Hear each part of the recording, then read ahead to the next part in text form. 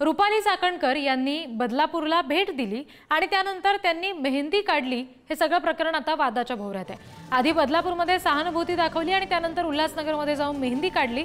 चाकणकरांच्या या कृतीवर शरद पवारांच्या पक्षाने टीका केली आहे। रुपाली चाकणकर नौटंकीबाज, शरद पवारांच्या पक्षाचे अविनाश देशमुख यांनी ही टीका केली आहे।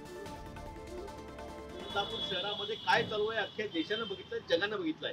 त्या धर्तीवरती तुम्ही काल व्हिजिट केली आणि तुम्ही सांत्वन परिषद प्रश्नावरती काहीतरी बोलल्यात आणि लगेच तुम्ही उल्हासनगरला जाऊन हातावरती मेहंदी काढता। त्याचं तुम्हाला दुःख काहीच नाही आहे।